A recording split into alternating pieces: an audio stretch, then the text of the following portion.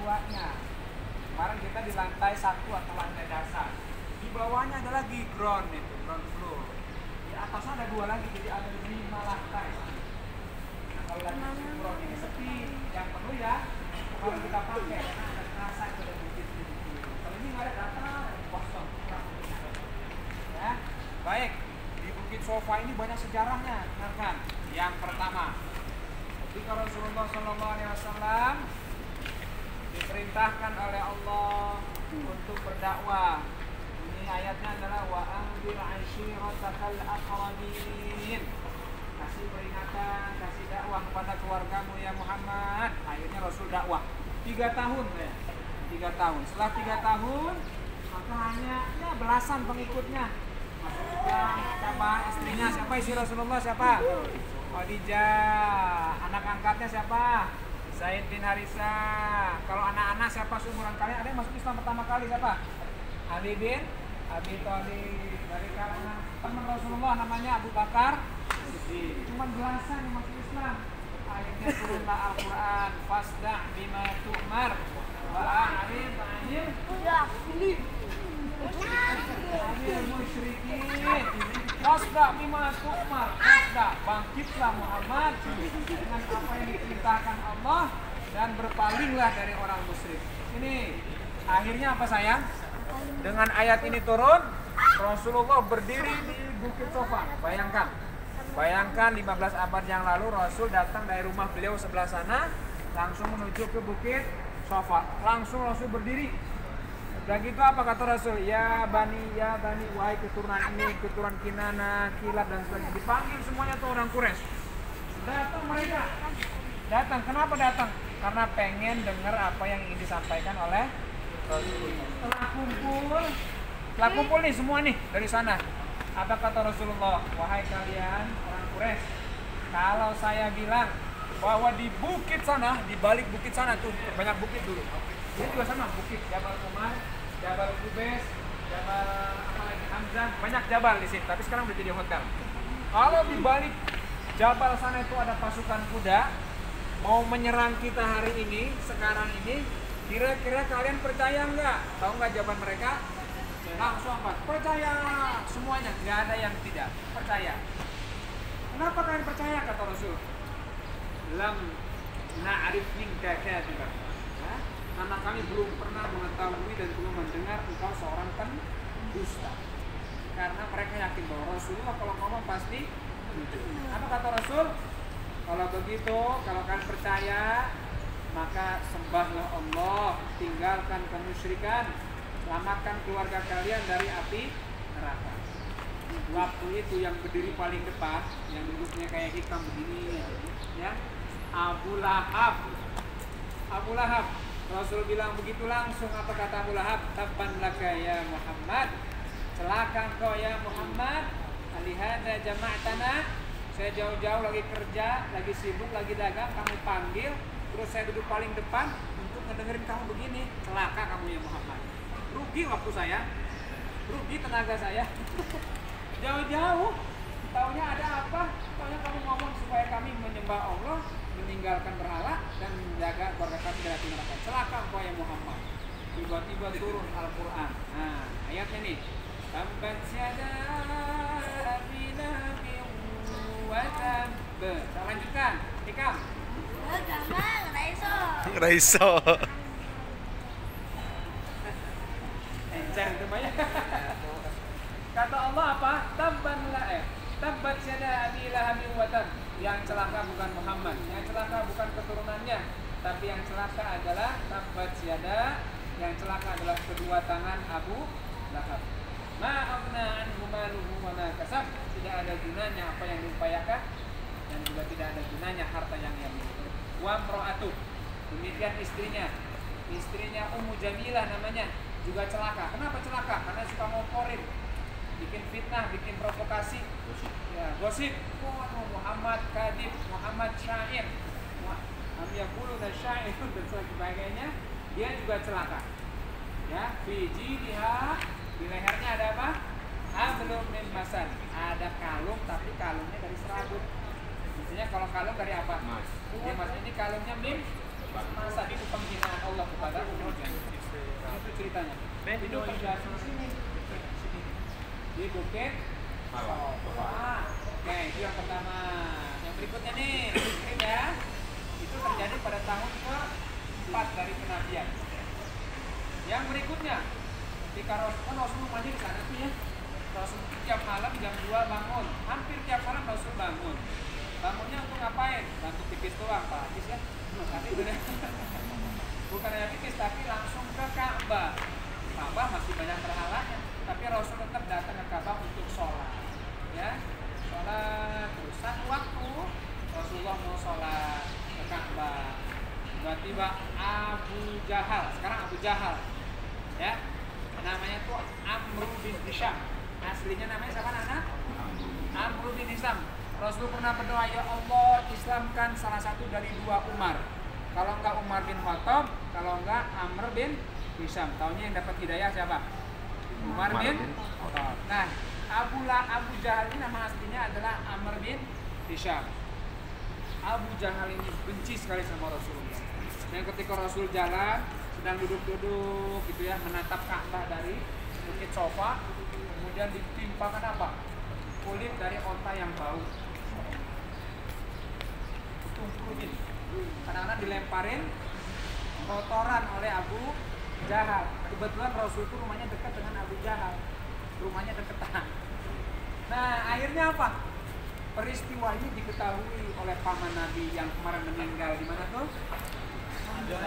Di Uhud, namanya Hamzah bin Abdul Muttalib. Langsung Hamzah datang dan mengambil, memegang baju Abu Jahal dan mengatakan apa?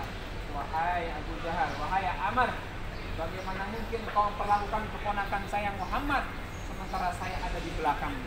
Inilah hebatnya Hamzah bin Abdul Muttalib. Artinya paman beliau ini marah karena Abu Jahal memperlakukan Rasul seperti itu. Didorong, akhirnya hampir terjatuh, bahkan mencekiknya Abu Jahal. Tapi kemudian dilepaskan. Nah, kejadiannya di mana saya? Di sini nih, di Bukit Sofa. Masya Allah. Tahun keberapa itu? Kira-kira tahun ke-6 dari kenabian. Tapi yang ketiga ini yang luar biasa. Rasul lagi duduk, Rasul senang duduk di sini nih, di sofa. Di sofa nih senang. Bukan di sofa di rumah, bukan. Itu sofanya empuk. Ini Bukit Sofa. Rasul senang duduk di sini. Waktu-waktu Rasul duduk juga di sini, santai menatap Ka'bah gitu. Tiba-tiba datang orang kafir Quraisy. Ya Muhammad, saya mau beriman kepada Allah Tuhan kamu. Saya mau percaya kepada kamu sebagai nabi. Tapi tolong bisa nggak kamu jadikan Jabal Uhud, Jabal apa namanya, Sofa dan Jabal Qubais ini menjadi emas. Bisa nggak? Kalau kau bisa, saya akan percaya. Saya akan beriman. Kata siapa itu?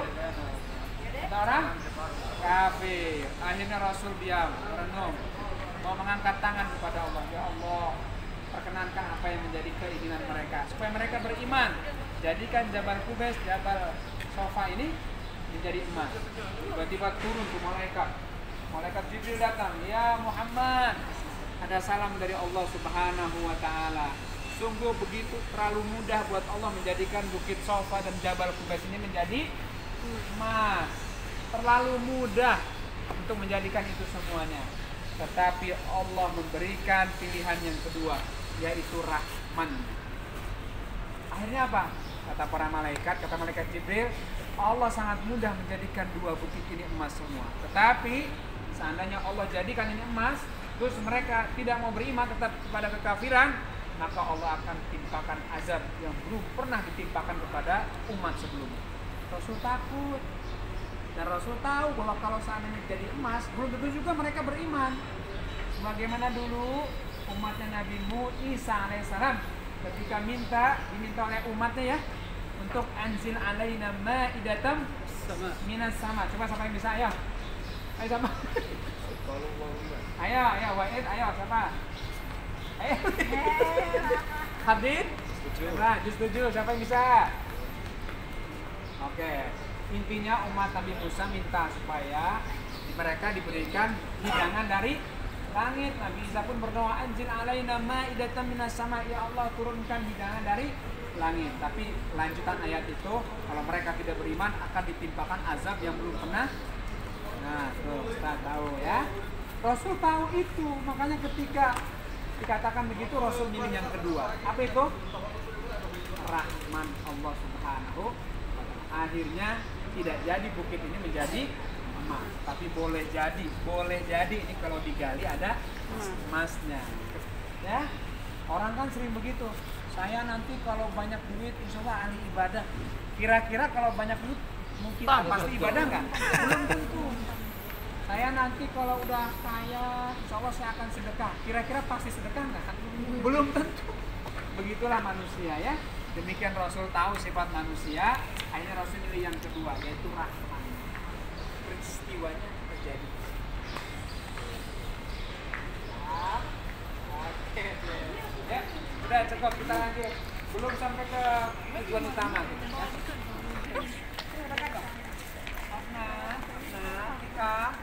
Ya, assalamualaikum warahmatullahi wabarakatuh. Di titik ini boleh duduk boleh. Ya, tertib ya. Di titik ini kira-kira jauh dan dekatnya. Ini rumah Abul Arqam bin Arqam. Ya, beliau ini sahabat Rasul. As-sabiqun al-awwalun yang menghibahkan rumahnya untuk menjadi majelis taklim. Yang menghibahkan rumahnya untuk menjadi tempat Rasulullah melakukan dakwah. Dan ini keberanian yang luar biasa. Tidak semua orang mau itu. Banyak orang yang mampu, tapi tidak semua orang mau. Nah, Abul Arqam bin Arqam mau. Kira-kira di sini tempatnya. Ketika Rasul melakukan pengajian, di situ ada Hamzah, di situ ada Utsman, ada Ali, ada Tolha, ada siapa lagi, Sa'ad bin Abi Waqqas, Abdurrahman bin Auf, banyak sekali. Lagi pengajian nih, waktu itu malam-malam. Tiba-tiba dari jauh daerah sana ada orang dengan suara lantang ya, bergerak menuju ke rumah Nabi. Rumah Nabi nih, katakan dia Umar bin Khattab. Ketika dia lagi jalan mau menuju ke rumah Muhammad, mau menuju Rasulullah, ada orang lewat. Umar mau kemana kang? Saya mau ke rumah Muhammad, saya akan dulu Muhammad. Benci sekali rumah Muhammad ini. Kata orang yang lewat ini, Umar, nggak usah sama Rasulullah. Rumah adik kamu aja, dia sudah Islam. Dia sudah menjadi pengikut Rasulullah. Hanya benar, bahkan dia nggak tahu kalau adiknya sudah masuk Islam. Maka langsung ke rumah adiknya. Tahu nggak siapa adiknya namanya? Fatimah. Ya. Benar. Ketika mampir ke rumah adiknya lagi ngaji. Bukan baca Quran, karena mushaf ada kan? Dia lagi ngaji, tadi punya catatan sedikit. Terdengar oleh Umar bin Khattab, ketuk pintu, suaranya keras. Fatimah tahu kalau yang ngetuk pintunya adalah kakaknya yang selama ini membenci Rasulullah. Langsung disembunyikan nih lembaran mushafnya ini. Masih lembaran bukan Quran itu. Ketuk pintu dia maksa mendorong rumah ini, mengatakan apa yang kau baca tadi, kata Sayyidina Umar. Kata Fatimah karena takut tidak ada yang aku baca, kau bohong. Pasti ada yang kau baca. Karena dipaksa didorong bahkan ditempeleng dalam satu riwayat mengatakan Fatimah langsung mengatakan yang aku baca adalah Al-Quran. Sebetulnya dia sudah mendengar di luar tadi bacaan Al-Quran yang dibaca oleh Fatimah dan bergetar hatinya. Setelah itu apa kata Umar bin Khattab? Antarkan saya ke rumah Muhammad, antarkan saya ke tempat Muhammad. Akhirnya takut, Fatimah takut dia membunuh Rasulullah. Kata Umar, antarkan saja. Tidak akan ada suami Fatimah. Kemana diantarnya? Diantarnya ke sini ke rumah Abul Arqam bin Arqam. Rasul lagi ngaji itu sama sahabat. Rasul lagi ceramah di depan sahabat. Langsung ketok pintu, ketok keras pukulan. Nah, Umar jalanan ini. Ya, tangannya jempol semua. Ketok pintu. Ketok pintu, tok. Mendengar suaranya dan teriakannya, Rasul tahu, tapi Rasul sambil senyum. Kenapa Rasul senyum? Karena Rasul yakin bahwa doanya minta kepada Allah satu dari dua amal masuk Islam ini terijabah. Tapi Rasul kan menguji dengan sahabatnya. Kata Rasul apa? Siapa di antara kalian yang berani membukakan pintu ini? Siapa di antara kalian yang sanggup untuk membukakan pintu ini? Ikam. Sahabat tahu kalau ini adalah Umar. Resiko dari kecukupannya. Ya. Resikonya apa? Kalau ternyata Umar ini benar-benar bawa pedang, pasti akan dibunuh yang membukakan pintu. diam kecuali ada satu orang yang juga jawara, dan dia adalah pamannya Nabi, namanya Hamzah bin Abdul Muthalib. Apa kata Hamzah? Ya Muhammad, aku yang akan bukakan pintu ini. Jadi preman lawan preman. Perlu sih. Perlu juga preman Ustaz, perlu ya. Kata Hamzah, Muhammad, saya akan bukakan pintu ini. Kalau Umar mengusung pedang untuk membunuh kau, maka pedangnya lah yang aku gunakan untuk membunuh dia. Sementara Hamzah nggak pegang pedang. Kalau Umar bawa pedang, maka pedang dia lah yang akan saya gunakan untuk membunuh dia. Itu berbeda dengan maksud yang lain. Kita sampai dengan keamanan. Dibukakan pintu, langsung Umar dekat tubuh Rasulullah dan mengatakan Ashtibi ya Muhammad, saksikan bahwa Umar langsung masuk Islam. Karena apa? Umar masuk Islam karena Al-Quran tadi. Waktu mendengar siapa bacaan siapa tadi? Fatimah, masya Allah. Makanya kalian adalah mukti dan jami Allah Subhanahu wa Ta'ala. Itu jadinya di sini. Persisnya nggak tahu kalau Anas bin Malik nggak berani melangkah ke takut. Yang menjadinya adalah rumahnya Abdul Arqam bin Arqam. Karena apa? Karena tempat di mana manusia mulia singgah dan duduk, maka tempat itu menjadi mulia. Masya Allah ya. Rasulullah di sini. Yuk, area koma dan Ustaz mau jelasin. Ini antara sofa dan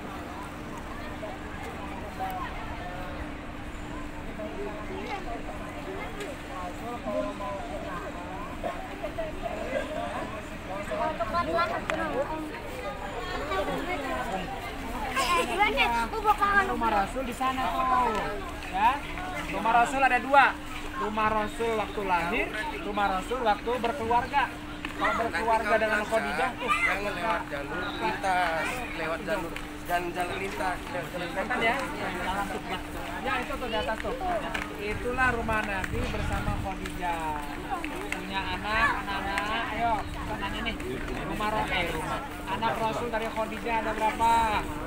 Ada Qasim, ada Abdullah. Kalau perempuannya siapa? Ada Zainab, Ummi Kulsum, Ruqayyah dan Fatimah. Nah itu lahir di situ semua tuh.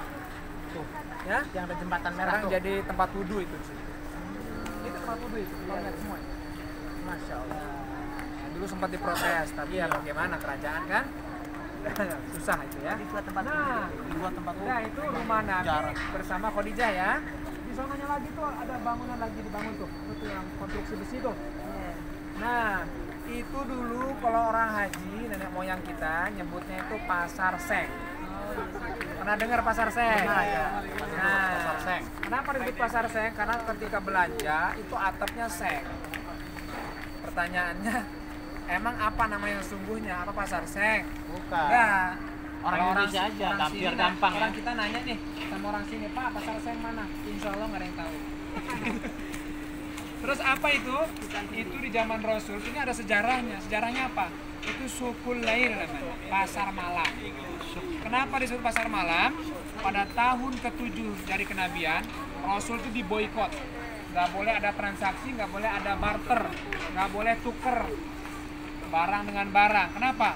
Karena dipampang di depan Ka'bah ada waraga, ada semacam lembaran bahwa Muhammad diboikot. Masya Allah. Ngeboikotnya bukan sehari 2 hari. Tahu nggak berapa lama? 3 tahun sebetulnya. Tahun pertama Rasul masih bertahan. Ya kan ada logistik lah. Tapi lama-lama habis. Ya kan akhirnya dalam riwayat dikatakan Rasul sampai makan ini loh, makan lumut loh. Untuk bertahan hidup. Saking nggak kuatnya, udah nggak habis logistik, ada sahabat Rasul diutus untuk apa? Ke pasar. Cuman pura-pura seperti perempuan, pakai nikob, pakai cadar. Kalau siang pasti ketahuan. Ya, hingga akhirnya mereka melakukannya di malam hari, makanya namanya Sukul Lail, malam-malam seperti wanita gitu, beli apa, tukar apa gitu, dibawa tuh. Dari situlah Rasul dan para sahabatnya bertahan gitu. Terus apa yang menghentikan boikot itu? Ternyata secara alamiah dan secara izin Allah, ya dengan izin Allah, waraga lembar pemboikotan Rasul yang dikalungkan di Ka'bah itu dimakan rayap. Padahal logikanya dari mana rayap? Rayap itu biasanya makan apa? Kayu. Kayu. Ada nggak kayu di situ? Nggak ada. Kok bisa ya? Ya Allah punya kuasa. Ya. Wayam kuruna wayam kurullah wallahu khairul makirin. Mereka punya rencana, tapi Allah punya rencana. Sebaik-baik rencana, jatuh rencana Allah. Akhirnya hancur itu lembaran, dengan sendirinya boykot itu pun dihentikan. Tapi yang pedih adalah Rasul diboykot tidak makan secukupnya atau selayaknya. Nah, sahabat berusaha untuk bertahan hidup yaitu di pasar Seng menurut kita, tapi menurut sejarah Suqul Lail, pasar malam. Sekarang udah nggak ada lagi tempat bersejarah, diratakan dengan tanah menjadi bangunan yang kokoh seperti ini. Nah, oke, namanya apa tadi? Suqul Lail. Oke, tinggal satu lagi. Nah, ini yang paling penting, tempat lahirnya Nabi. Lahirnya hari Senin, bulan Rabiul Awal. Pas tanggal berapa ini? Hari ini. Masya Allah. Saya malu. Allahumma shalli ala Muhammad. Ayo kita baca sholawat di sana ya. Siap. Tapi nggak boleh terlalu keras karena dilarang di sini. Yuk, ayo saya yuk. Sama-sama. Rumah Nabi. Assalamualaikum warahmatullahi wabarakatuh. Anak-anak, ya. Lihat pada rumah yang berwarna kuning. Ya. Kalau lihat dari pemandangan yang ada, dan kita nggak bisa masuk, ini dipagar. Ya, dari sini saja. Kelihatan rumah warna kuning paling besar sendiri itu sekarang menjadi perpustakaan. Dulu pada hari Isnin tanggal 12 Rabiul Awal tahun Gajah lahirlah seorang manusia utama, Nabi terpilih dari keturunan yang baik-baik, Abdullah. Ibunya adalah Aminah. Di saat lahir itulah api penyembahan orang Majusi pada istananya Romawi bergoncang, ya. Dan ketika Rasul lahir itu ada cahaya yang terang dari rahim seorang Aminah, menunjukkan penghormatan kepada Rasulullah Muhammad Sallallahu Alaihi Wasallam. Dan pasukan gajah pun dibombardir oleh burung ababil terbihin diijaratin min sijil yang membawa apa? Batu dari neraka sijil. Nah, kejadian yang Rasul lahir dalam keadaan yang beliau lahir sebagai anak manusia dari ibu yang soleh dan juga ayah yang sudah meninggalkan anaknya 4 bulan di dalam perutnya. Abdullah. Ibu sebagai anak-anak dalam asuhan siapa? Ibunya disusui oleh siapa? Aminah. Iya. Hebatnya apa? Ketika Rasulullah berada di Bani Sa'ad disusui oleh Halimah. Ketika itu Halimah punya suami dan juga ada anaknya tumbuh sehat, peliharaan kambingnya jadi banyak karena keberkahan Rasulullah Muhammad SAW. Bersama Halimah, Rasul pernah dibedah dadanya, ya, dibedah dadanya, diambil hal-hal yang buruk dari beliau dan itu disaksikan oleh teman-teman mainnya seperti kalian, ya. Dan itulah malaikat Jibril yang mengambil sisi buruk dari Rasulullah Muhammad SAW. Begitu ya. Ya, kita salawat kepada Nabi ya.